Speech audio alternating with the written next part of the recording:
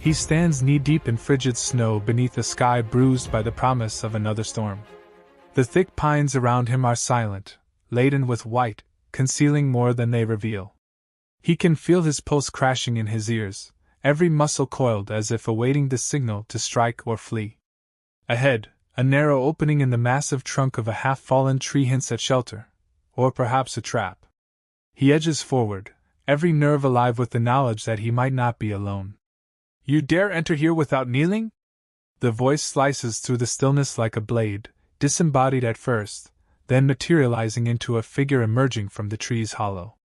She is slender yet fierce, snow clinging to her braided hair, the pointed black fur-like ears atop her head, and the subtle dark stripe across the bridge of her nose marking her as something not human. Her eyes, metallic gray with flecks of ice blue, fix upon him with a predatory light. Her body, clad only in a roughly fitted metallic harness that leaves little to the imagination, gleams against the wintry backdrop. Cale narrows his gaze, the cold air rasping in his lungs. He senses danger, but refuses to back down. This woman, or rather this alien, is both captivating and lethal. He can see the tension in her posture, the faint quiver of powerful muscles bunched beneath pale skin. He doesn't speak for a beat, he just stands there, exuding a threat of his own, letting his combat training take over. She demands subservience with her gaze alone. But Cale has never knelt to anyone. They stare each other down with only the hush of falling snow to fill the silence. Her nose twitches, almost animalistic, as though testing the air for his scent. He has no illusions about what she might do if he gives her reason. He expects her to lash out first, but she only tilts her head, lips curling into something like a sneer. "On your feet then," she says. "If you prefer to die standing." Cale lifts his chin, adrenaline searing his veins. He still can't process what kind of situation he's fallen into. He lost his squad 2 days ago in a brutal ambush that left him the lone survivor. The plan had been infiltration, enter the alien stronghold, gather intel, get out. But one wrong turn in these woods, and he stumbled onto something he was never meant to see. Her name, he learned it from scraps of captured transmissions, is Vierica. Supposedly a high-ranking figure in this region, rumored to possess authority not just through political power but through personal might. Tales circulated among Cale's unit that certain aliens had specialized physiology, heightened pheromones, near telepathic sensitivity to emotion, possibly heat-sensing capabilities. He can practically feel her measuring him, testing him for fear or weakness. Still gripping his pulse blade, he says nothing, letting his body speak with quiet menace. She clicks her tongue in disapproval, stepping closer. Up close, he can feel the warmth rolling off her skin. In this frozen landscape, that alone is astonishing. She places a hand on his shoulder, runs it downward as though feeling the contours of his armor. He doesn't flinch, but he tenses as that hand nears the hilt of his blade. "You're not from here," she states. Her voice is husky, vibrational, making his head buzz. "And yet you've seen far more than you should." He recalls the moment he first laid eyes on her, an underground thermal spring in which she'd been bathing, her guard down for just an instant. He'd been trying to find a route to safety, and had stumbled onto a hidden cavern. She emerged from the water in a swirl of steam, ears perked, body unshielded by any garment. For a heartbeat, he froze, mesmerized by a lethal beauty that should have belonged in nightmares or dreams. Then the moment of stasis ended when she lunged. He got away, barely, and fled up to the surface, realizing too late that by the laws of her people, seeing her in that state meant he had violated a taboo. Death would have been preferable for many of her kind. Yet here she is, challenging him again, no hesitation in her gaze. Cale sets his jaw. "Maybe I'm not from here," he growls, "but I didn't come looking for you." She exhales, something between a laugh and a snarl. The temperature around them feels oddly charged, as though her presence alone can shift the atmosphere. "Then fate is cruel, human. You saw what no one was permitted to witness without a blood bond. By my people's decree you are mine, or we both die." The words hang like a death sentence in the cold air. He's heard rumors of the Husky-eared aliens' rigid laws regarding modesty and mate claiming, but never gave them much thought. Humans and their kind rarely intermarry. There's too much bad blood, too many differences, and years of warfare have hardened hearts on both sides. But as Vierica stands there, arms slightly raised in a predatory stance, he realizes she's not bluffing. He wonders for a moment why she hasn't already tried to kill him. He doesn't have time to dwell on that. A shout echoes from the woods, and Vierica's head snaps toward the sound. Kale strains to see movement through the pines, but the swirling flurries of snow limit his vision. Another voice, speaking in the alien dialect, rings out, a voice that brims with authority, calling Vierica's name. She hisses under her breath, glancing from Kale to the direction of the call. Then her grip tightens on him. "On your life," she says low. "We survived this together." Before he can protest, she yanks him behind the wide trunk of an ancient pine. He's forced against her, pressed into a coil of tension and warmth that lights a spark in his core. He tries to ignore it, pushing it down as pure adrenaline, but he's unsettled by how strongly he reacts. He manages to peek around the trunk. 5 or 6 figures are moving through the trees, wearing the insignia of Vierica's alien faction. One steps forward, a tall, broad-shouldered male with an air of authority. His tone is urgent, laced with displeasure. Kale can't make out the words, but from Vierica's taut stance, he reads the danger plainly enough. "If they see you with me," she whispers, "it will be your end. And mine." She flicks her gaze to his blade. "Fight with me or die alone. Choose." Kale's eyes spark with defiance. "I don't take orders, alien." She bares her teeth in a lethal smile. "That was not a request." The patrol draws closer, and Kale feels Vierica's body shift into readiness, each muscle coiled. He steels himself, exhaling a silent breath. Then, in a heartbeat, she springs out from behind cover, crossing the snow with a swift bound. One of the patrol shouts her name, reaching out as if in greeting, but Vierica draws a short staff from behind her back, sweeping it through the air in a lightning arc. The crackle of energy echoes off the pines as 2 of the patrol fall, stunned or worse. The third member raises a weapon, but Kale, adrenaline roaring in his veins, lunges in. He brings his pulse blade up, parrying the strike meant for Vierica, then slams a fist into the soldier's midsection. The soldier collapses in a spray of snow. Shouts fill the clearing. The tall male with the commanding presence steps forward, voice laced with anger.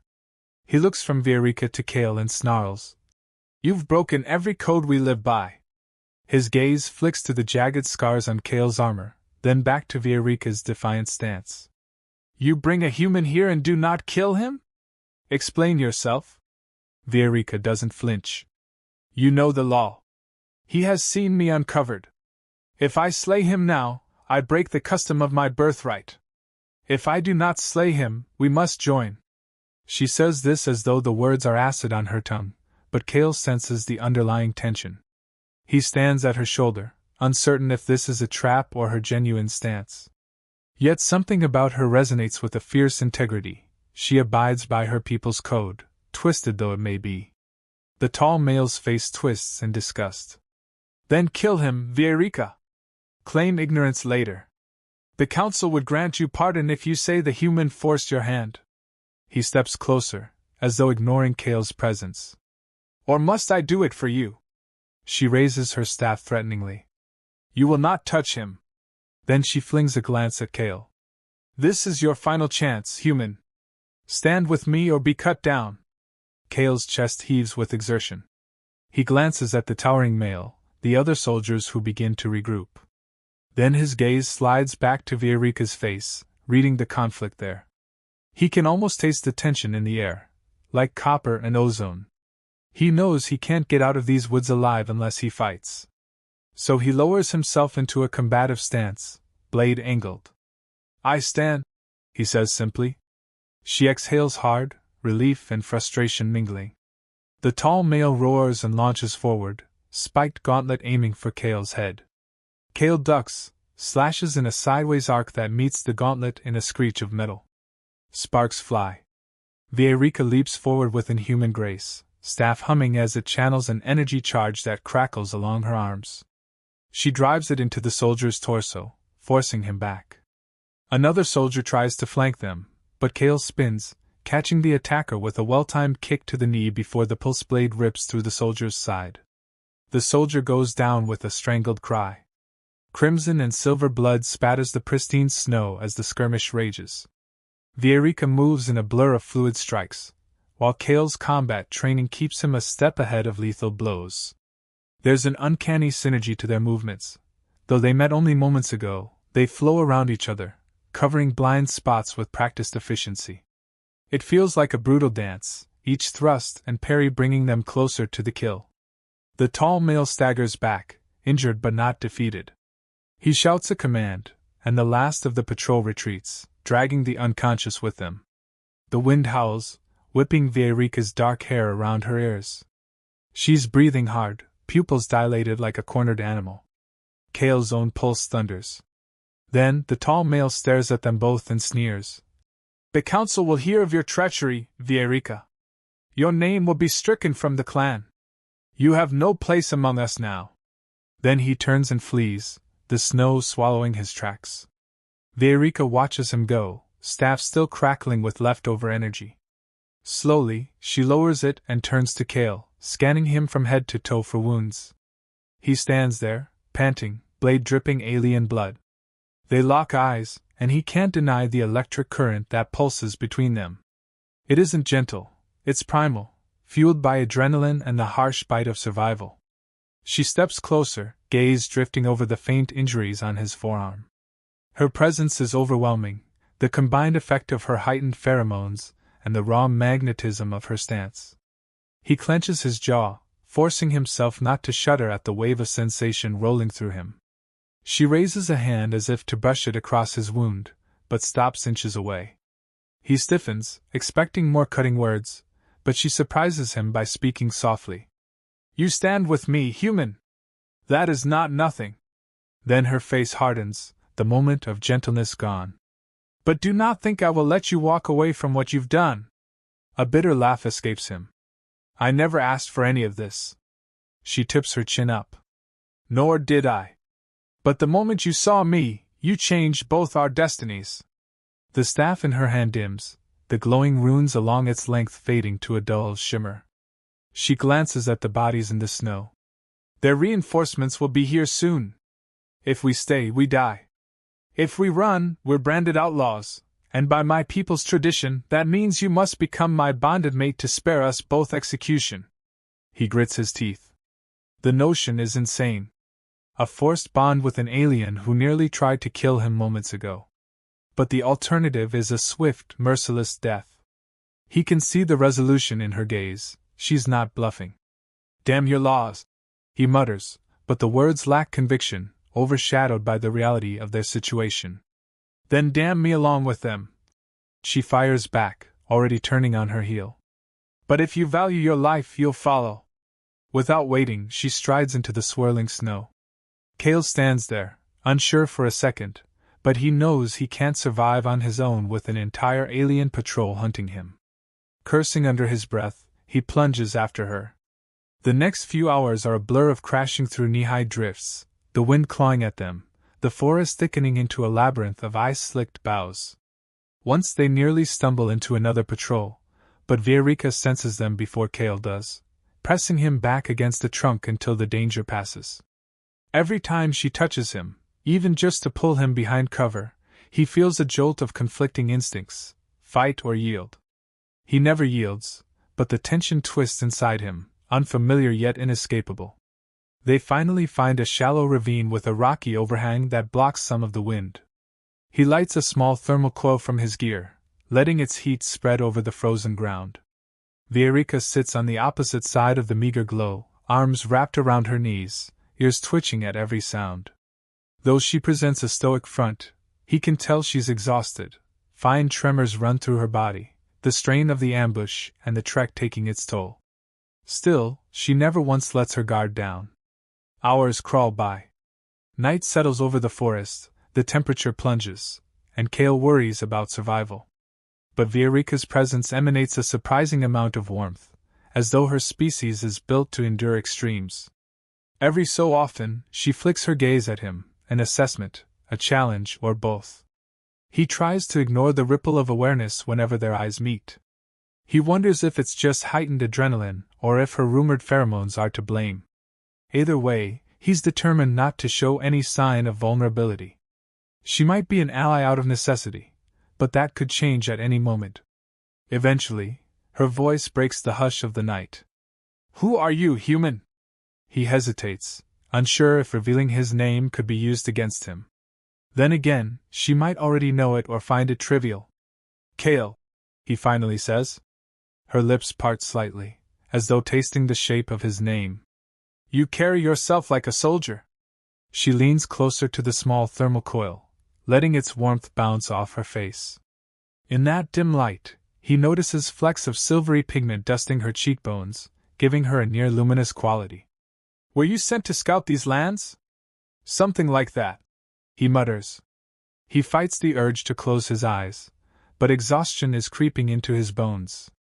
In an attempt to remain alert, he checks the battery level on the coil. A sliver of energy left, enough for an hour or two of minimal heat. Not much, but better than nothing. Her gaze drifts downward as she contemplates the bruises on her forearms. He wonders if she's going to mention the force bond again, or if it's a taboo topic for her. After a few breaths, she speaks, voice taut with underlying tension. "We are from rival factions, Kale. You and I both know what happens if your superiors discover you've had contact with me, let alone." She cuts off abruptly, refusing to finish the sentence. "Perhaps you'd prefer to break away, risk the wilderness on your own." He scoffs softly. "And let your people hunt me down? I doubt I'd last long. Besides, I think we're past that point." She doesn't argue. Instead, she closes her eyes for a moment, and he can almost see the weight pressing down on her. The laws that bind her, the betrayal implied by her aiding a human instead of killing him, the vow that if he refuses her, they both die. He nearly sympathizes with her predicament until his own frustration flares. This entire situation is insane. Eventually, she shifts. "We should rest. At first light, we move." Her ears flatten briefly, then lift again as if detecting something in the darkness. Satisfied it's nothing immediate, she settles into a guarded position, arms crossed over her knees. He watches her a moment longer, then forces himself to lie down on the cold ground, pulse blade within easy reach. Sleep tugs at him, but caution wins out. His eyelids droop, open, then droop again. He can't shake the memory of her inside that underground spring, her silhouette illuminated by a pale luminescence, how she turned on him so swiftly. He wonders if that was when his fate was sealed. Hours later, before dawn breaks, they're up and moving again, bodies stiff from the cold.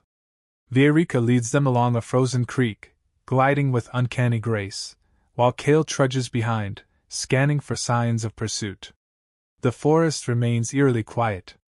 Eventually, they stumble upon a faint path leading to what looks like a collapsed structure of alien design, broken pillars of dark metal partially buried beneath snow. It appears deserted, so they slip inside to take shelter. Kale's breath catches as he sees foreign symbols etched into the remaining walls, swirling lines that glow faintly when Vierica touches them. The space beyond opens into a corridor slick with ice. He moves cautiously, marveling at the architecture even in its ruined state. Vierica halts beside a half-intact console. "This was once an outpost," she says softly, a trace of reverence in her tone. "My grandmother's generation inhabited these lands before the wars drove them away. Now it lies forgotten."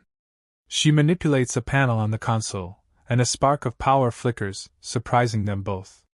A door whirs open at the corridor's end, revealing a small chamber that might once have been living quarters. The walls are battered, the ceiling partly collapsed, but it's still more shelter than the woods can offer.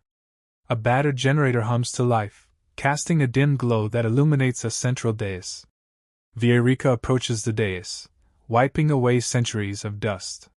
Strange glyphs come to life under her fingertips, forming a soft blue pattern that climbs her arms.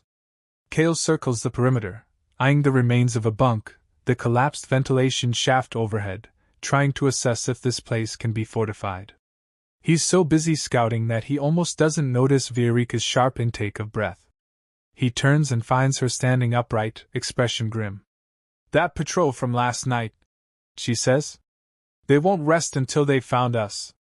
The man leading them, his name is Strin. A commander. He'll keep raising the alarm until half the region is searching." She grimaces, turning to face Kale. "They'll either kill me for failing to uphold our law or demand I do it myself. If I show them any weakness, it's over." He clenches his fists. "They'll also be after me.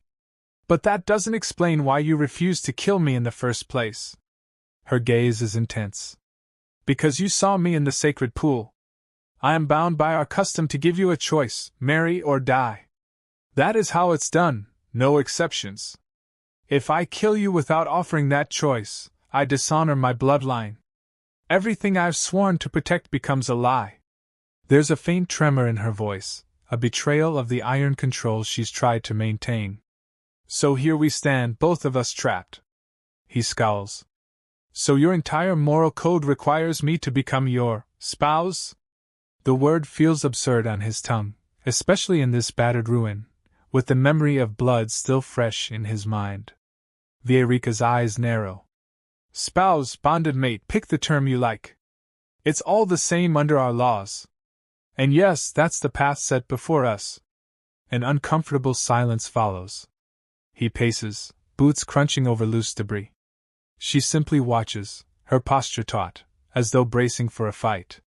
Eventually, he stops, turns to her, and demands, "Then what do we do now?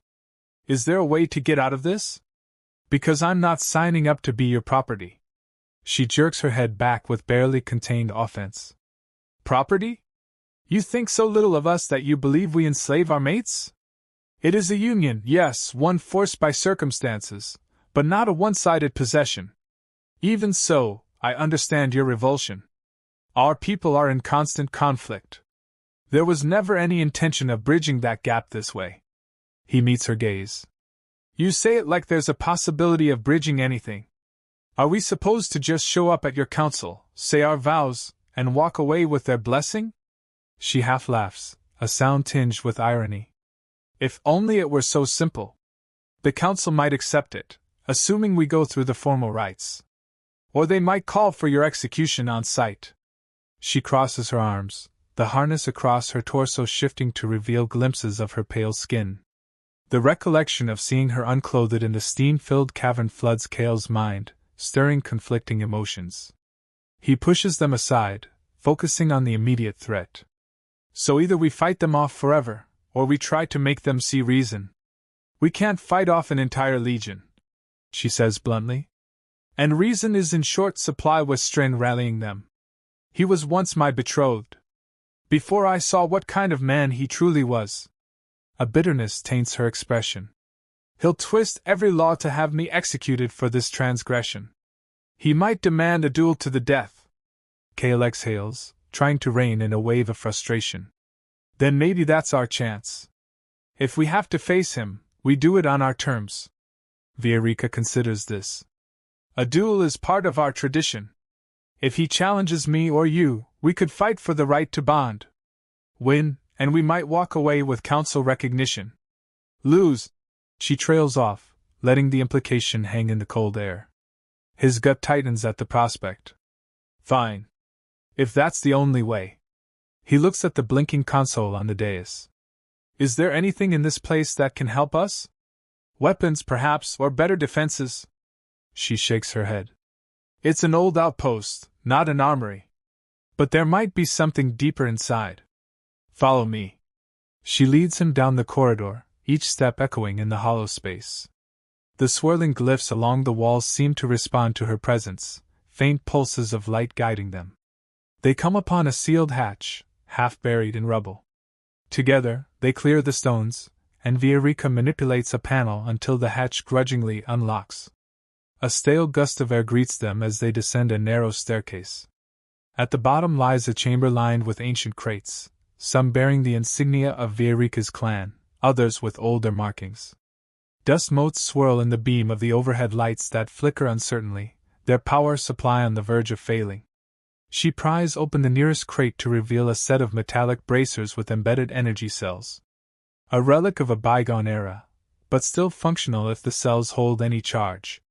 Kale rummages through another crate and finds a smaller sidearm, alien in design but seemingly operational. He tucks it into his belt, testing the grip. As they gather what they can, an unspoken tension crackles between them, layered beneath the necessity of survival. He notices the faint rise and fall of her chest, the flecks of color in her eyes, how her every movement speaks of lethal grace. She, in turn, casts sidelong looks at him, as though constantly reevaluating his readiness. Neither of them acknowledges the powerful current of attraction that threads through each interaction. The memory of that fateful glimpse in the cavern lingers in the air, but neither is ready to verbalize it. An hour passes, and they manage to salvage enough gear for a desperate stand, should it come to that. Energy bracers for Viorica, the sidearm and a few grenades for Kale, plus some archaic medical supplies that might help them if they're injured again. When they return to the upper level, dawn light filters through a crack in the ceiling, revealing drifting particles of dust. Before they can plan their next move, a distant rumble draws their attention. Kale steps outside, scanning the snow-covered horizon. He spots a black speck in the sky, growing larger with each passing second. An alien patrol craft, its engines echoing through the valley. Viorica appears at his side, lips parted in grim understanding. "They're searching for me," she says quietly. "For us." He checks the charge on his pulse blade, hoping it's enough for multiple engagements. "So do we run, or do we face them?" She glances at him, and in that look there's a flicker of something beyond mere survival, an undercurrent that ties them together in this madness. "We can't outrun that craft. If they land, it won't be long before Stern arrives too. We should seal ourselves in the outposts, force them to come at us in close quarters." He nods reluctantly, remembering the labyrinthine corridors beneath them. "We can set traps. Create choke points. If they insist on capturing us, they'll pay dearly." A sharp incline of her head signals agreement. Without wasting another moment, they move to the entrance, reactivating the old security system. Viorica's nimble fingers navigate the alien console. Power hums through the walls, and doors slam shut with a clang, sealing the entrance. The lights flicker on and off, precariously sustaining the ancient technology. Kale glances over his shoulder as she works. Her expression is focused yet intense, a slight flush coloring her cheeks from the adrenaline. He knows it's not the time for distractions, but the awareness of her presence is impossible to ignore. He's fought beside men and women he respected, but never felt such a raw pull. It stirs something he can't name, a strange blend of animosity and longing. Within minutes, the craft's roar grows louder, and an amplified voice booms across the snowy expanse, demanding Viorica's surrender. She ignores it, pressing a final sequence of glyphs on the console. Then she whirls to face Kale, staff in hand, the bracers glowing at her wrists. "They'll breach eventually," she says. "We hold them at the main corridor. Prepare for a fight." He nods. "Let them come." Time stretches in a taut silence. The console monitors show figures outside, preparing to blast open the sealed door. Kale stations himself behind a half-collapsed wall for cover, the sidearm ready, while Viorica stands in the center of the corridor, staff pointed at the reinforced entrance. With each breath, he can feel his heart pounding, a hot surge of energy that pulses in his veins. The thought of fighting side by side with her, someone who by all logic should be his enemy, feels both insane and strangely right. The door explodes inward with a thunderous roar, shards of metal raining down. Smoke billows, and silhouettes emerge, brandishing weapons. Viorica moves first, unleashing a crackling arc of energy from her staff that sends the front line recoiling. Kale fires the alien sidearm, stunned by its recoil. A bolt of green light sears the air, striking one intruder who collapses with a muffled cry. Blaster fire rebounds off the walls, scorching the ancient metal. The corridor fills with a cacophony of shouts, sparks, and the acrid scent of burned electronics. Viorica pivots gracefully, hooking a soldier's ankle with the end of her staff and hurling him against the console. Kale blasts another, then dives for cover as a volley of shots slams into the rubble around him. Amid the chaos, he hears a familiar voice ring out. Vierica! This doesn't end well for you. Surrender. Strin's commanding baritone resonates, laced with smug confidence.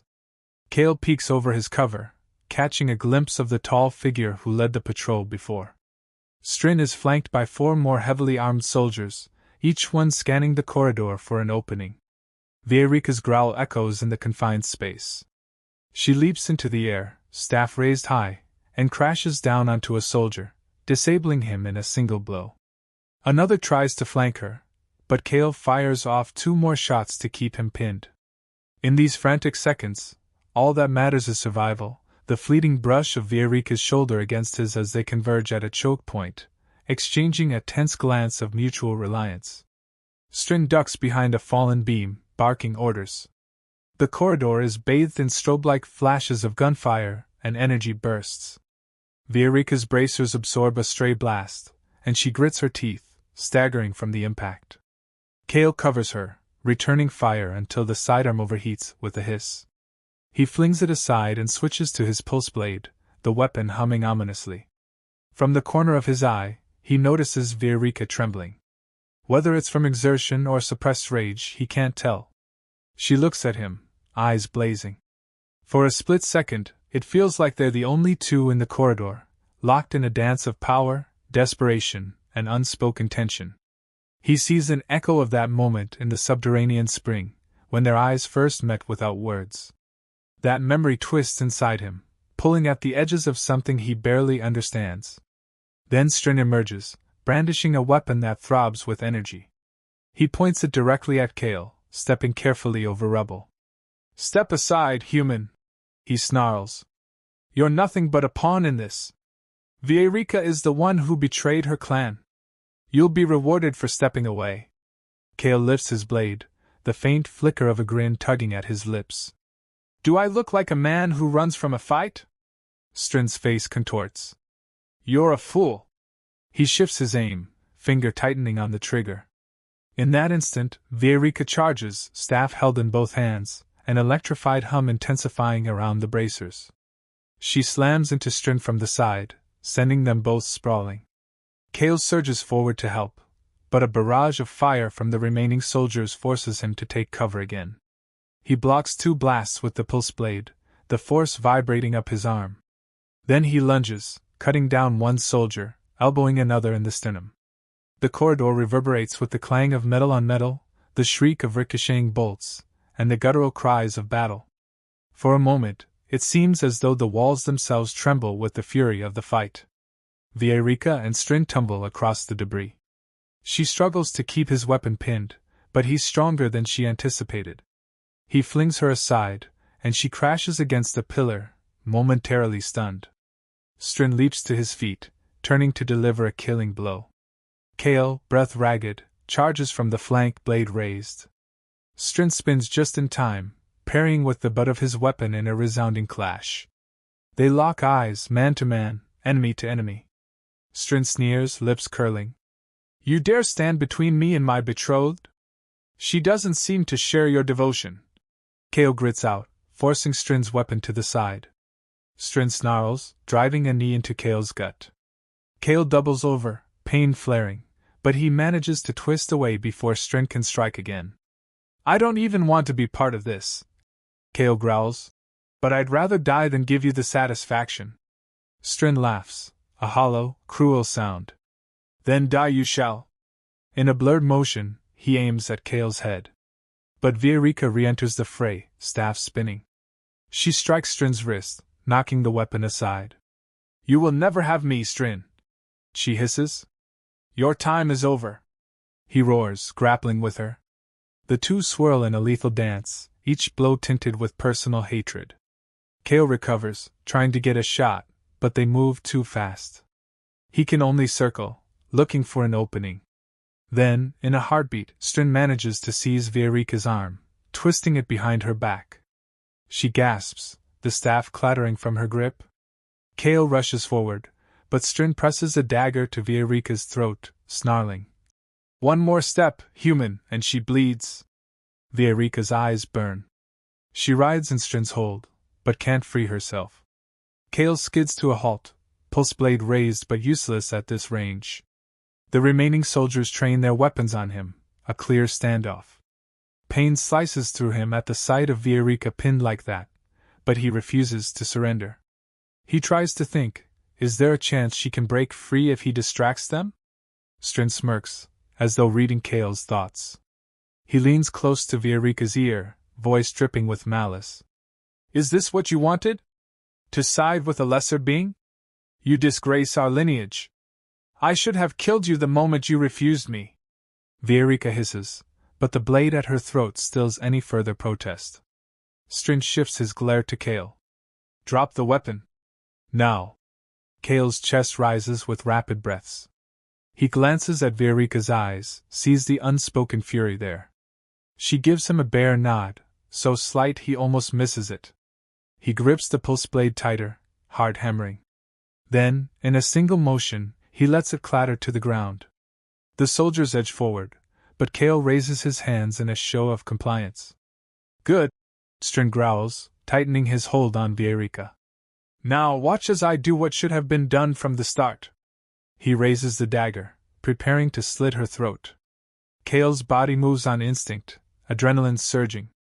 He dives forward, scooping up a fallen sidearm from the floor.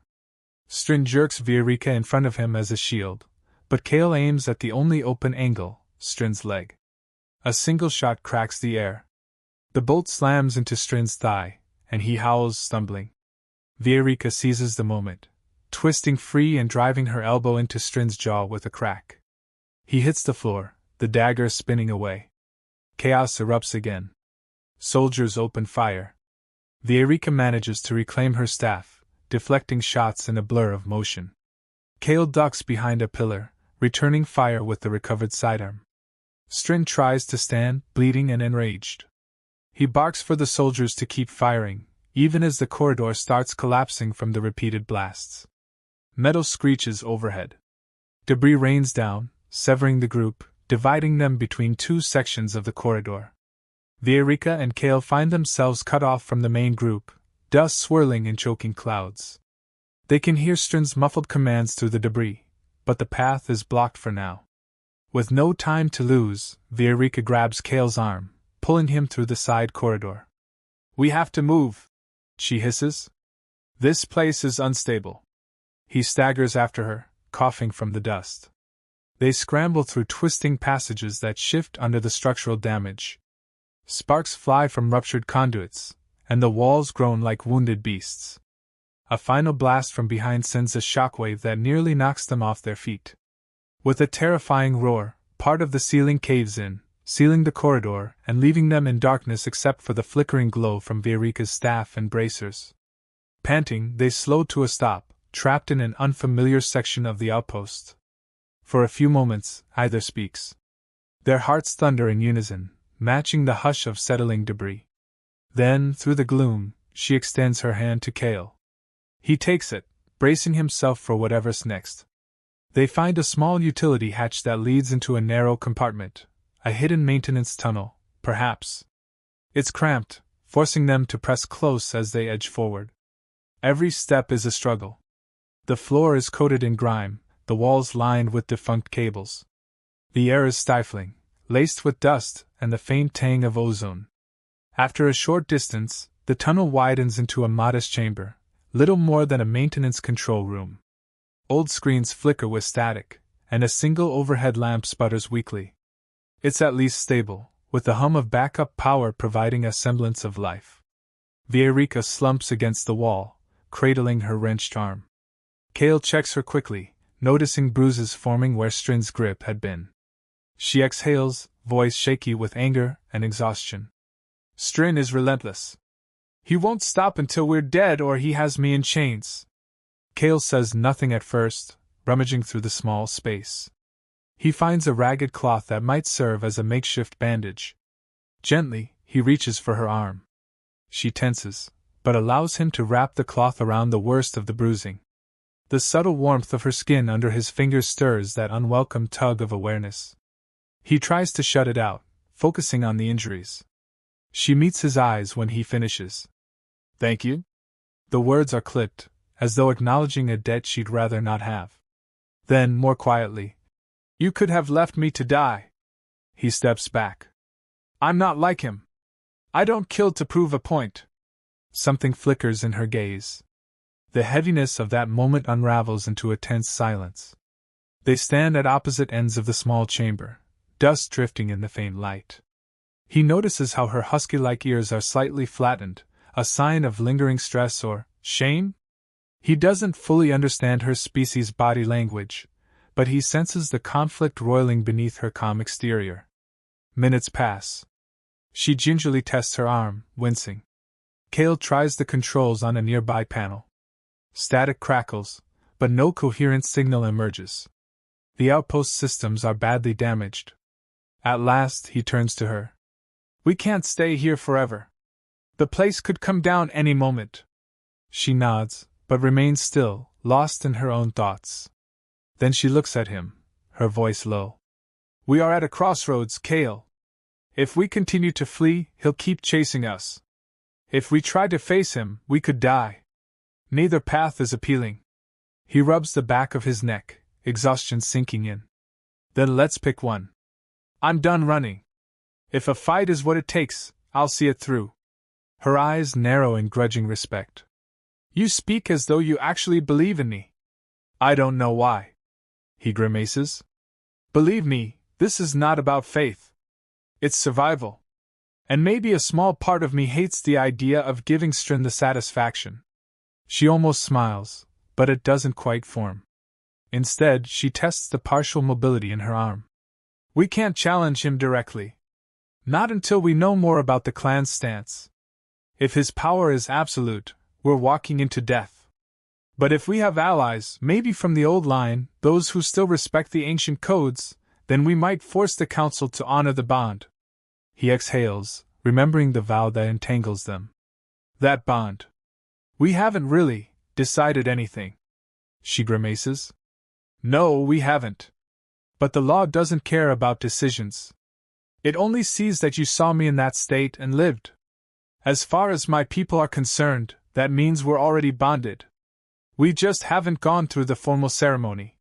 He barks a bitter laugh. So we skip the wedding and go straight to the execution, is that it? She presses her lips together, ignoring the sarcasm. There's an elder known to me, one who might help.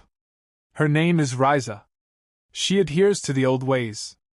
If we can reach her, she might stand with us before the council. That's our best chance at a legitimate union that the clan can't overturn. Cale eyes her warily. A legitimate union. You say it like it's some normal thing between us. This was never my plan. She meets his gaze, and in the dimness, he sees vulnerability flicker in her steel-gray eyes. Nor mine. But if you have another solution, say it now. He doesn't.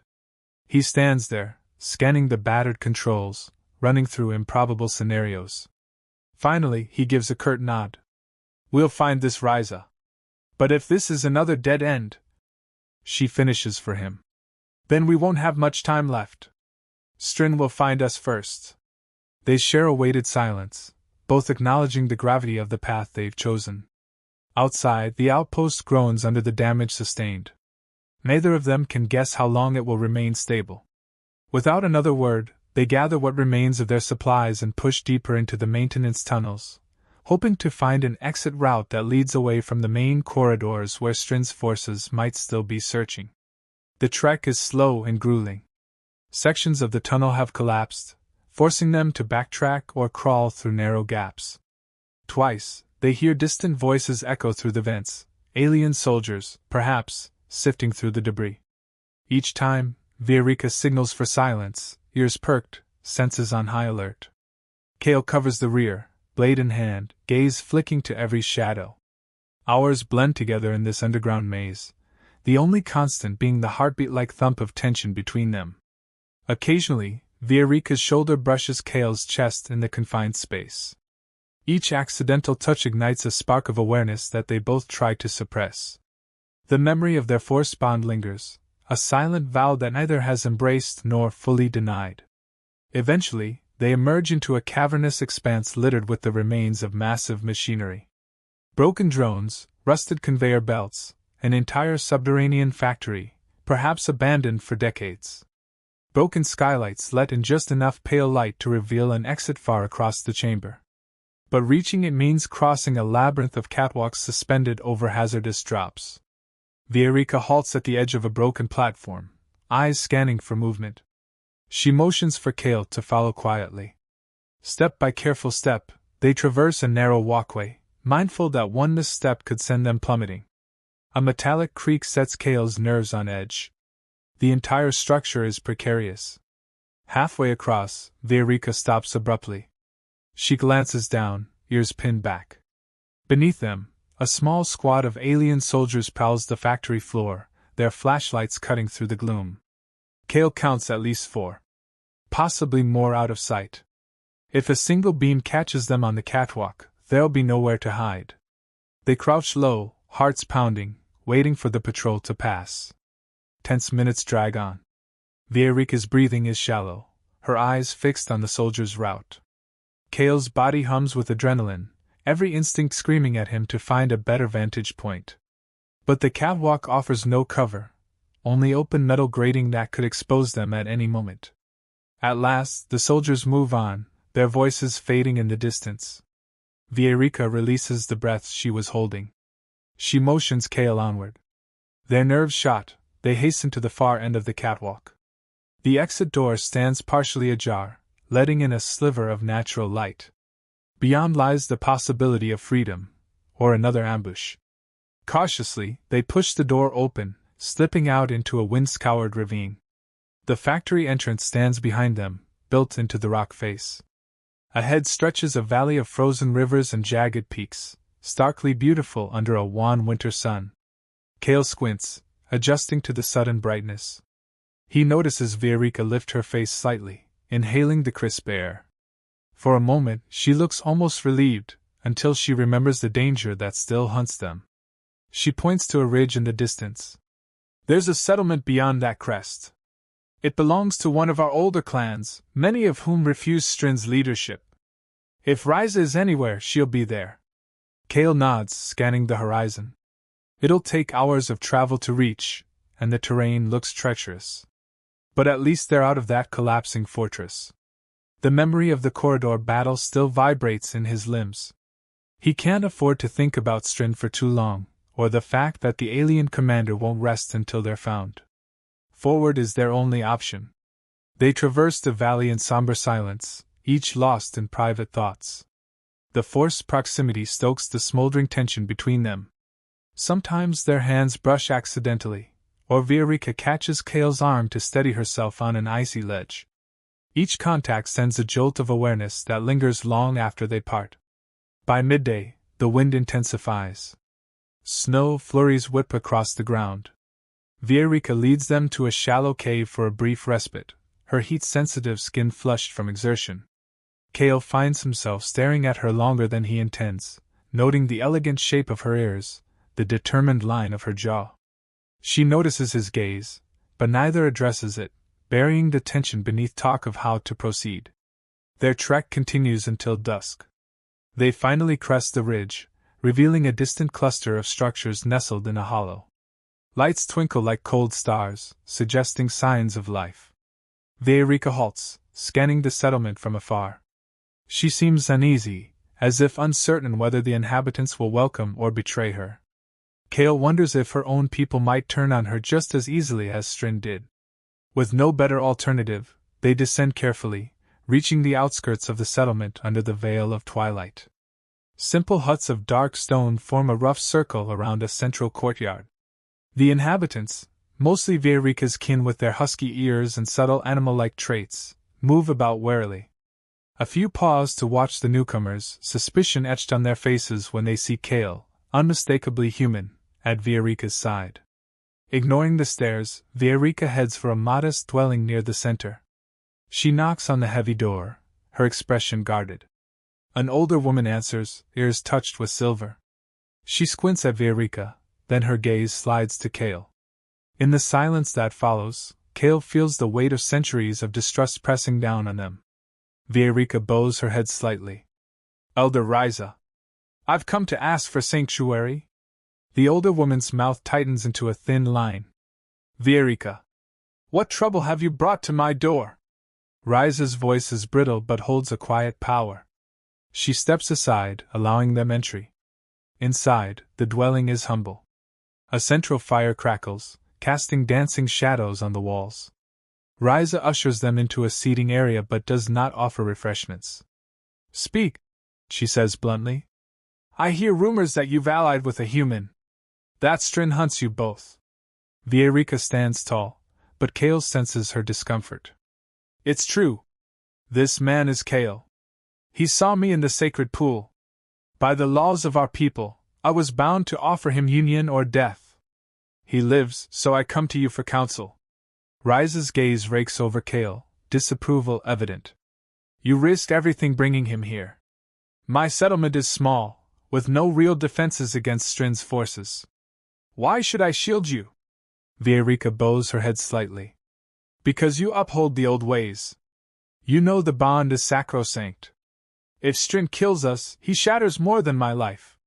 He destroys the ancient codes that hold our clan together. Riza's lips press into a grim line. Her gaze shifts to Kale. And what of you, human? Do you even understand what's been set in motion? He meets her stare, forcing himself not to flinch at the simmering hostility. I understand I had no choice but to survive. Your law forced us into this mess. Now I'm trying to see it through without more bloodshed. She snorts softly, her ears twitching. Bloodshed is rarely avoided in these times. But if you truly seek the bond in good faith, then we may have a path. Yet know this, if your heart is false, or if you intend to betray us, I will see you torn apart. He doesn't doubt her seriousness. I'm here because I have no other option. Vierica told me you could help us stand before the council, legitimize the bond. If that's what it takes to stop Strin's crusade, I'll do it.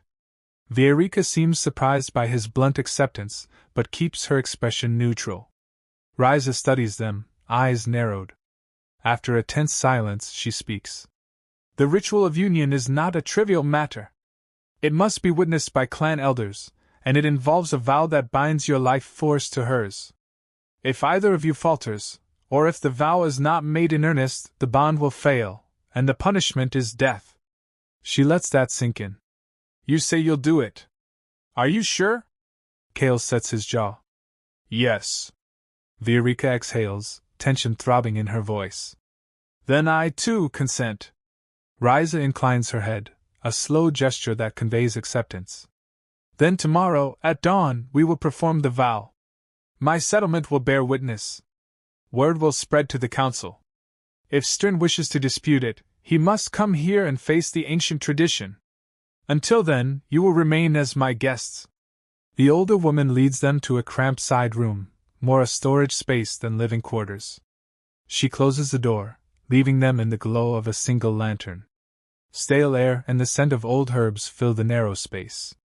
They stand in awkward silence, the enormity of what they've just consented to sinking in. Vierica collapses onto a small bench, rubbing her temples. Do you realize this vow is irreversible? If we go through with it, we are bound for life. Kale can't deny the surge of panic that thought provokes. It's that or be hunted down, he says, though the words feel hollow. A long beat passes. He looks at her, at the way her shoulders sag under weariness. I won't pretend this is easy for me. But it's better than letting Strin decide our fate. She gives a short nod. You speak truth. Her eyes flick to the cramped corners of the room. Rest if you can. Dawn will come fast. He shrugs off his gear, setting his weapons within arm's reach. He's acutely aware of Vierica's presence mere steps away. Her posture is tense, as though expecting an attack or a betrayal even now. But he's too exhausted for intrigue. He lowers himself to the floor, leaning against the wall, trying to find a position that doesn't aggravate his bruises. Dim lamplight plays over Vierica's features, revealing the subtle lines of her face, the reflection in her gray-blue eyes. For a flicker of an instant, Kale remembers the moment of intimacy when he'd bandaged her arm, the warmth of her skin. He's still grappling with the whirlwind of emotion that confuses him: anger at being forced into this situation, fear of the unknown ritual, and a strange, growing respect for the warrior who fights at his side. He dozes fitfully, nightmares swirling of ambushes and council chambers. Once he stirs, sensing movement. Vierica stands near the door, listening to distant muffled voices. Her silhouette, outlined by lantern glow, is impossibly graceful, ears pricked in silent vigil. He closes his eyes again, slipping back into restless sleep. Morning dawns gray and cold, the wind howling across the settlement. Ryza summons them to a central courtyard where a small gathering of locals waits. Some glower at Kale with barely veiled hostility, but none speak out.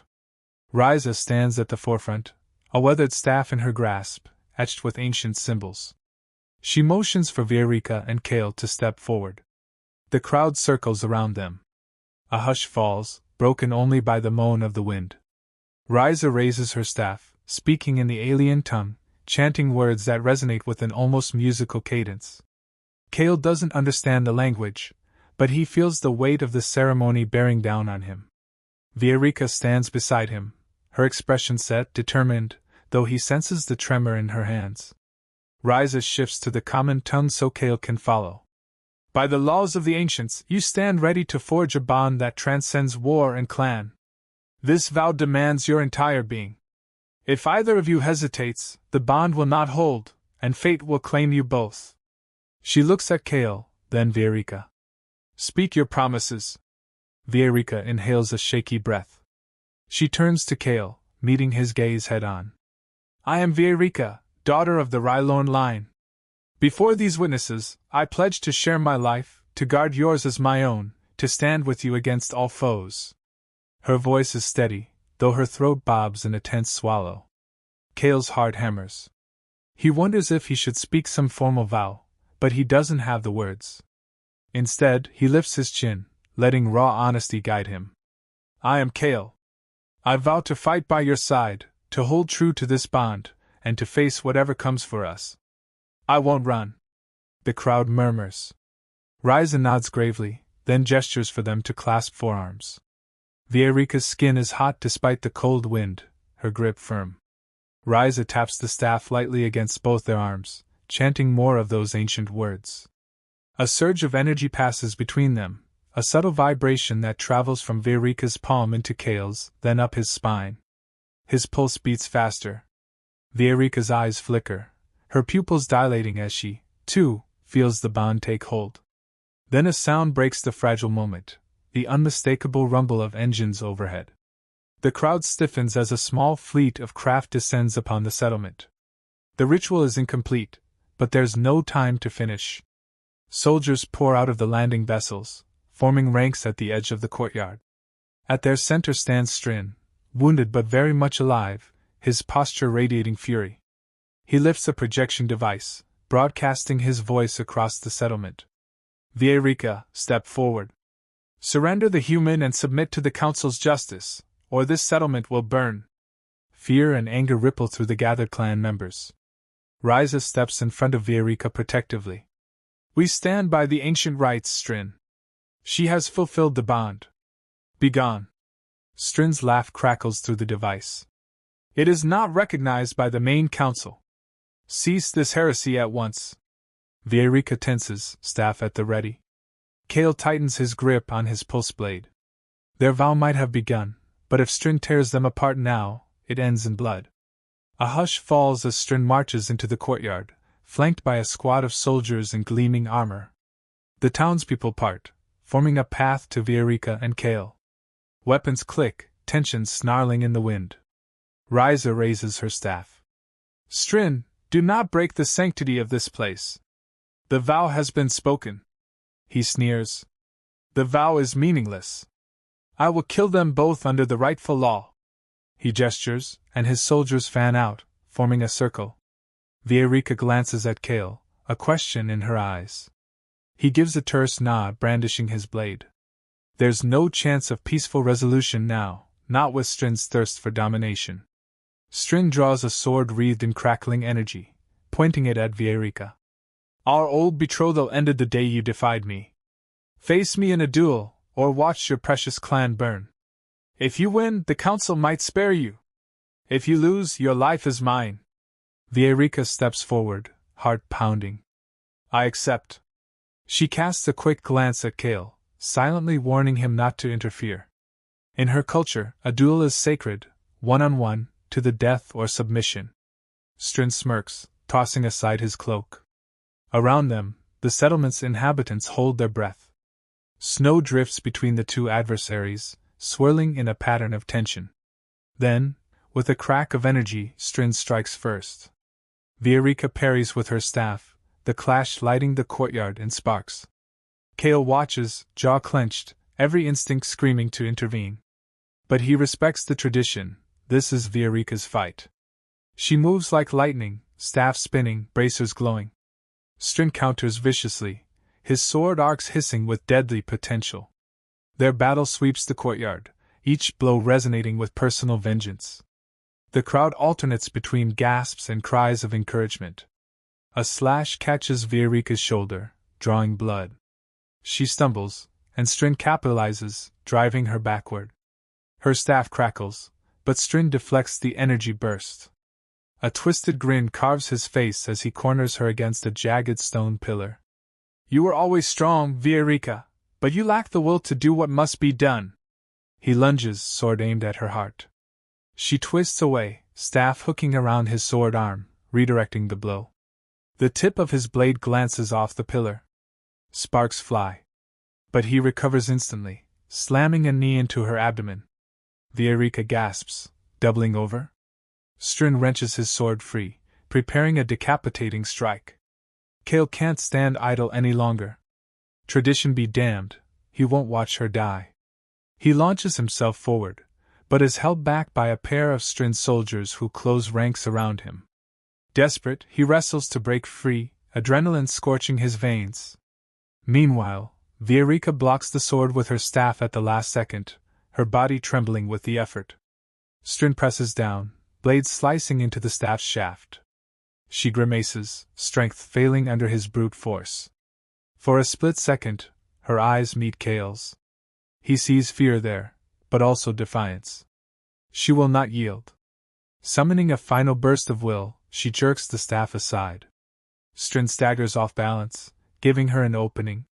She smashes the butt of the staff into his gut, then whirls and clubs him in the side of the head. He staggers, blood trickling from a cut above his eye. But his fury only grows. With a guttural roar, he lunges again. Their blades lock once more, sparks dancing in the snowy air.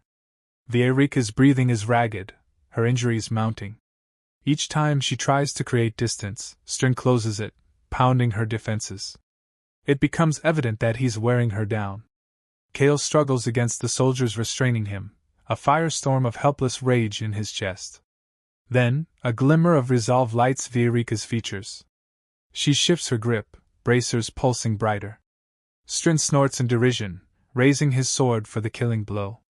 But as he brings it down, Vierica channels every last bit of her staff's energy into a single, focused discharge. A brilliant arc surges from the bracers, up the staff, and into Strin's sword. The resulting backlash sends a thunderous shockwave through the courtyard, throwing Strin backward in a burst of crackling discharge. The crowd is flung aside like leaves in a gale. Kale and the soldiers restraining him are knocked off their feet. Everyone reels, ears ringing from the impact. In the center, Strin lies on his back, sword clattering away, smoke rising from scorched armor. Vierica stands, panting, staff shattered from the overload, electricity dancing along her arms. She raises her gaze, eyes fierce. Strin groans, trying to lift his head. His body twitches from the residual energy. With a trembling hand, he reaches for his fallen sword, but Vierica steps on his wrist, pressing him down. No more, she says, her voice raw. This ends now. He manages a sneer, though fear lurks behind it. You think you've won? The council will recognize the vow if I defeat you. Vierica interrupts, her tone cold. Or do you still presume to speak for them? She glances at Ryza. The elder steps forward, staff held high. The duel is concluded, Ryza declares. Vierica stands victorious. The gathered clan members stir, some stepping away from Strin in shock, others nodding in respect. Vierica looks at Kale, who staggers to his feet, throat tight with relief. He rushes to her side, half expecting her to collapse from her wounds. But she remains upright, though blood seeps from her shoulder. She meets his gaze, something fragile softening her features for a heartbeat. Then she looks away, remembering they're surrounded by an entire settlement watching. Strin coughs, spitting blood. You think I'm done? You'll never. But he can't finish the threat. Vierica lifts her foot from his wrist, but only to slam it into his chest, pinning him again. She casts a glance at Ryza, who strides over, eyes hard. The law decrees that if the challenged is vanquished, he yields leadership to the victor, Ryza states. Or face exile, stripped of rank. She raises an eyebrow at Strin. Which shall it be? Strin's eyes flicker with hate, but he knows he's lost. He draws in a ragged breath, gaze darting around at the silent watchers. No one steps in to support him. With a final snarl, he drops his head back into the snow, refusing to speak. Ryza nods sharply. Exile it is. Vierica steps away, letting Strin's allies drag him off. The tension in the courtyard slowly dissipates. Ryza extends a hand to Vierica. You have proven your right to stand among us, and your vow stands. Let the council hear of this victory. Weariness etched on her face, Vierica inclines her head. Kale stands at her side, tension pouring out of him like water after a dam breaks. The people of the settlement, uncertain, begin to disperse, some offering respectful bows, others whispering behind their hands. The crisis has passed, but the repercussions remain. Ryza addresses them quietly. Rest, both of you. We will hold a formal ceremony to finalize the bond tonight. The clan must see that you have the courage to uphold it. Then, no one can dispute its legitimacy, nor your place here. Vierica nods, too exhausted to argue. She and Kale follow Ryza's instructions, returning to the elder's dwelling, arms slung around each other for support. Once inside, Ryza's helpers rush to tend Vierica's injuries. Kale hovers anxiously, but they assure him they know what they're doing. He paces the small room, each step filled with pent-up fear and relief. It feels like a lifetime since they first locked eyes in that underground spring. In truth, only a few days have passed. And yet, everything has changed. Kale can't deny that he's bound to her now, not just by law but by a deeper current he can't name. She nearly died for this bond, and so did he. Night falls over the settlement. Though Vierica is sore and bandaged, she insists on walking on her own. Kale stands by her side as they gather in a small ceremonial circle near Ryza's fire pit. The clan forms a ring, chanting softly. Ryza lifts her staff once more, its tip glowing faintly.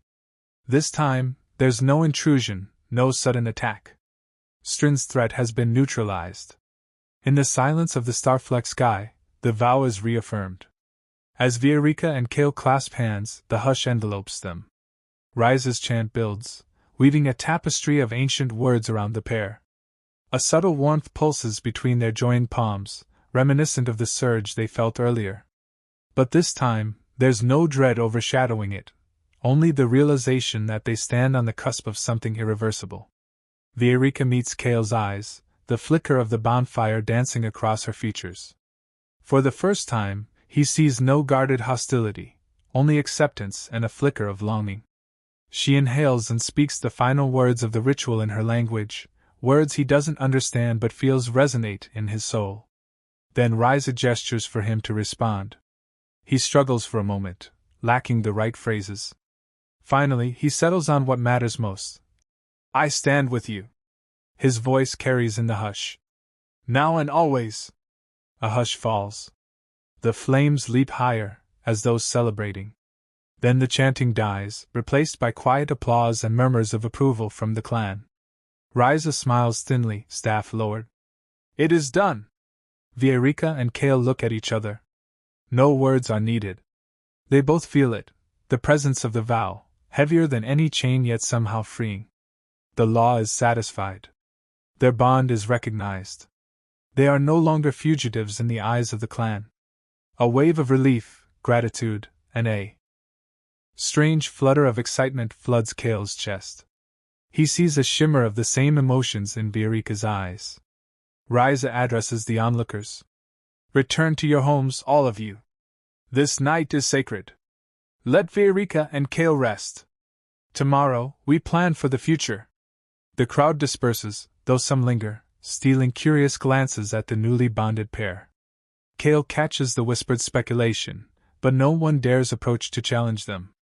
At length, Vierica and Cale find themselves alone by the dying embers of the fire, the frigid night wrapping around them. The swirl of snow glistens in the moonlight, but neither seems to feel the cold. Cale tentatively reaches out, brushing a strand of Vierica's dark hair away from her face. She doesn't recoil. Instead, she tilts her head, studying him as though seeing him for the first time. He clears his throat. I never thought well, you know. I came here as an enemy.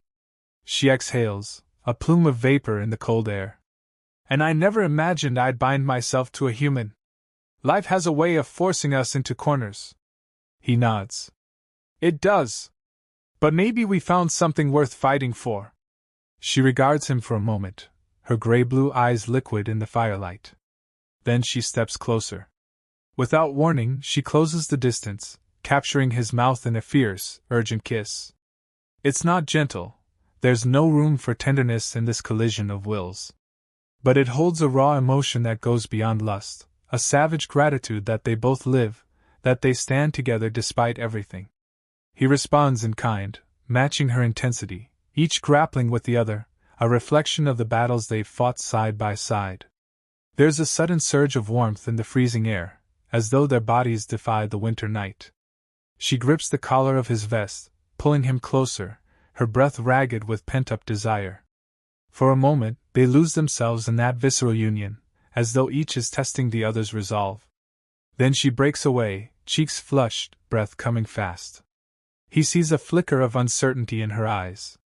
She steps back, trying to regain composure, but the bond is there between them, humming with possibility. He reaches for her hand, lacing his fingers through hers. She allows it, silently acknowledging that what just happened is as irreversible as the vow they swore. They retire to Riza's dwelling, where the elder has prepared a small alcove for them. Neither speaks as they settle onto the simple bedding, tension crackling in the space between. Vierica's injuries demand rest, and Cale can't hide his own fatigue. Yet the closeness is charged with a new awareness, as though the fight they waged all day continues in the hush of night, shifting from swords and staff to the push and pull of physical attraction. Cale dozes, half awake, feeling her presence just inches away. He recalls how he once wanted nothing more than to escape her realm. Now, he can't imagine leaving her side. The bond is more than a forced arrangement, it's tangible in the subtleties of her posture, the sound of her breathing, the memory of that kiss sparking beneath his ribs like a persistent flame. Morning breaks gently this time, no alarms or threats. He opens his eyes to find Vierica awake, sitting by the small window. The bandages on her shoulder are fresh, and she gazes at the settlement with a contemplative expression. Snow drifts lazily, the sun's rays catching crystals in the air. He approaches her, voice hushed. How do you feel?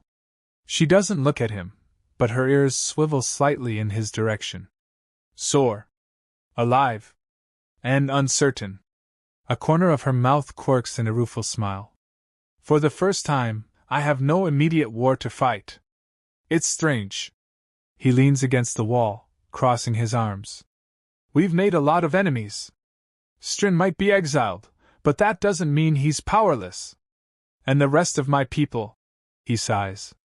If they learn of this union, they'll think I'm a traitor. She finally turns to face him. Do you regret it? He takes a moment to answer. It's too early to regret or celebrate.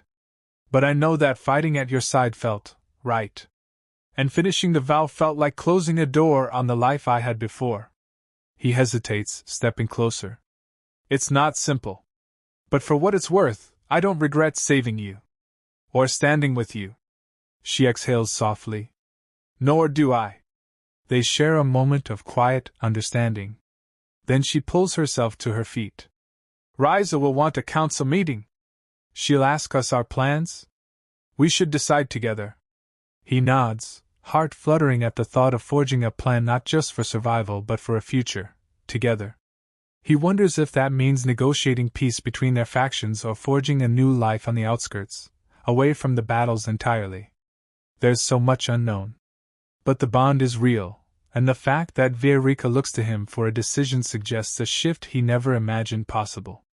The day unfolds with a sense of subdued relief among the clan. Strin's forces retreated, and Riza convenes a small council of elders from nearby settlements. Vierica and Kale present themselves, the tension lessened but not gone. Some elders are wary, but Riza's endorsement and the finality of the vow weigh heavily in their favor. After hours of discussion, the council decrees that Vierica's union with the human is valid under ancient law. They offer cautious acceptance, with the caveat that any aggression from Kale's people would be met with swift defense. Kale feels a twinge of guilt, knowing how his superiors would react if they found him. But for now, there's no immediate threat from that direction. That evening, Vierica and Kale share a meal in a small gathering hall.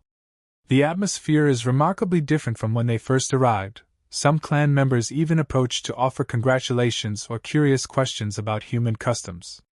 He stumbles through polite conversation, still adjusting to the idea that he's now part of this community in some form. Vierica remains guarded, but a slight ease graces her posture.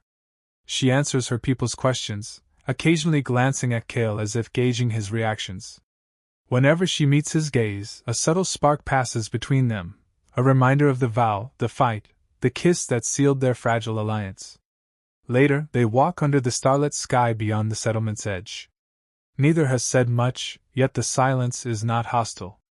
He lingers by her side, feeling the crunch of snow underfoot, the chill wind offset by her quiet warmth. She finally breaks the stillness. Tomorrow, I'll travel to the next region to cement the council's acceptance.